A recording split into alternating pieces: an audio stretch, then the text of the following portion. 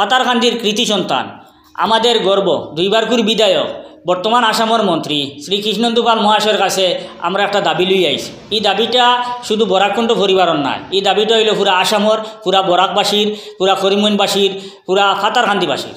দাবিটা হইল বরাকর আরেক গর্ব, আপনার সমষ্টির কৃতি সন্তান ডক্টর মবুল হক স্যার মহাশয় বর্তমানে জেল হাজতের মধ্যে আছেন। অনেকের ধারণা আমরা যদি আপনার লোকে মাতিয়া আপনার কাছ থেকে সহযোগিতা লইতাম পারি যে তার অনেক সাহায্য হইব। আমরা কাছে অনেক মেয়েলোকগুলো ফোন করিয়া কইন যে তোমার তানোর তো মন্ত্রীর লোকে বালা সম্পর্ক আছে, তুমি তাই একটু চেষ্টা করি দেখো না সারলাই কিচ্ছু করতে পারোনি। আমরা বরাককুণ্ড পরিবারের পক্ষ থেকে সারলাই কিচ্ছু করার লাগে মানুষে খুব বেশি প্রেশার দিতরা। আমরা মানুষের ও কথাটা হইয়া বুঝাইছি অতদিন যে আইনের উপরে আপনারা বিশ্বাস রাখেন, ভারতের আদালতের উপরে আপনারা বিশ্বাস রাখেন, নিশ্চয় সারে ইনসাফ পাইবা। তো বিগত 2-3 দিন থেকে সোশ্যাল মিডিয়াত দেখা যার কয়েকটা ভিডিও ভাইরাল হয়েছে।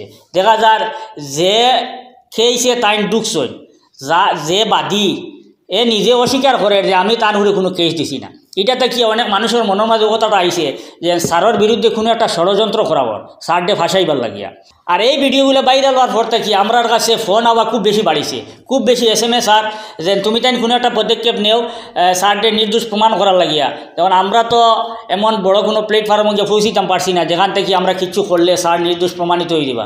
কিন্তু কৃষ্ণেন্দু স্যার আপনারে আল্লাহ অনেক বড় বানাইছে, আপনি উভয় সম্প্রদায়ের লিডার, আপনার মধ্যে কোনো দিন আমরা হিন্দু মুসলমান ভেদাভেদ দেখছি না। তার কারণে আমরা আপনারে রিকোয়েস্ট করি আর অনুরোধ করি আর আপনি ও ব্যাপারে কোনো একটা পদক্ষেপ নেকুয়া। পুরা বরাকর মানুষ আপনার লগে থাকবা, আপনি যখনও ডাক দিবা সব মানুষ ঘর থেকে বারোই আই দিব, আপনার প্রত্যেক মানুষের সহযোগিতা করবো এই কাজত লাগিয়া।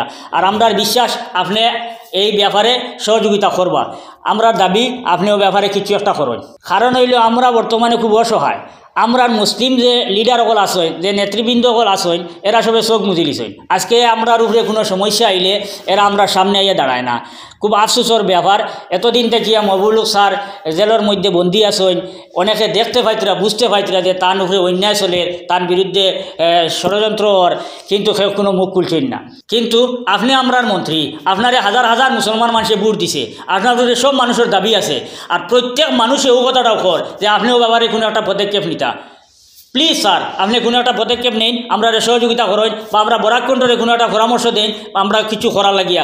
নতুবা আমরার মাধ্যমে আপনি যদি কোনো বার্তা সোশ্যাল মিডিয়া দিতে চান তাইলে আমরা ডাকবা, আমরা আপনার ঘরে হাজির হয়ে যাব। এই ব্যাপারে যতক্ষণ করা লাগে আমরা করতে রাজি আছি। এই পুরা বরাকর মানুষ করতে রাজি আছে।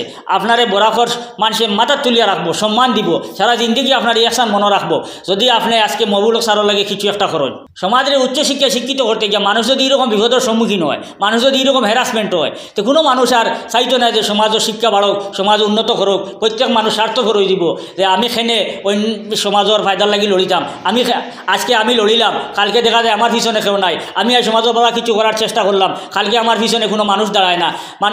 আজকে যদি আমরা মবুল হক স্যারের পক্ষে কেউ দাঁড়াইতাম পারি না, তাহলে সহযোগিতা করতাম পারি না, তার মনের মাঝে এমন একটা দুঃখ আইব যে কিটা করলাম, এই সমাজলে অত কিছু করলাম, সমাজের কোনো একজন মানুষ আমার বাই হাত বাড়াইল না, আমার একটু সাহায্য করার লাগে হাত বাড়াইল না।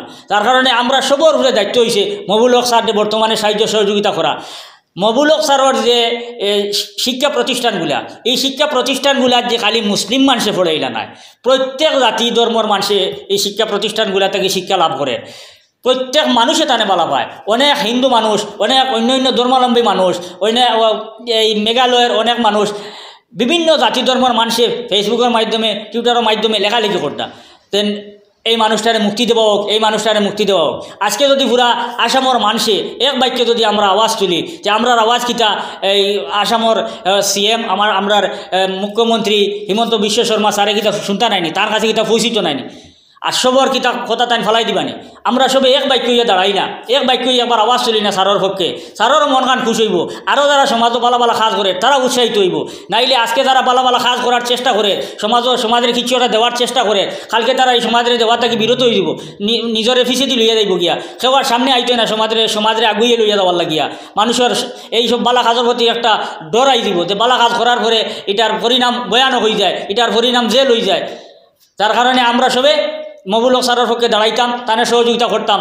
আমরা বরাককুণ্ড পরিবারের পক্ষ থেকে আপনাদের কাছে বিশেষ অনুরোধ থাকলো। ওটা অনেকে ফেসবুকে লেখালেখি করতা বরাককুণ্ডর ভিতর হইল, বরাককুণ্ড নীরব খেনে, বরাককুণ্ড এই ব্যাপারে কিছু মাথে না খেনে। আমরা আইনের ঊর্ধ্বে নাই, বুঝছেন না, আমরা দেখতে লাগবো আইনে কিতা রায় দেয়।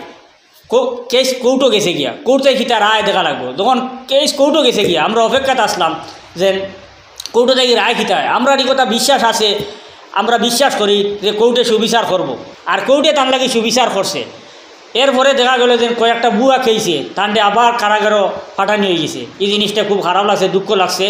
আমি প্রত্যেক মানুষের কইয়া সারর লাগে দোয়া করো কুয়া, যাতে সাররে আল্লাহ মনোবল দে, তাদের ধৈর্য ধরার তৌফিক দে, আর এই সংগ্রামও তাই যাতে জিতিয়ে আইতে পারো।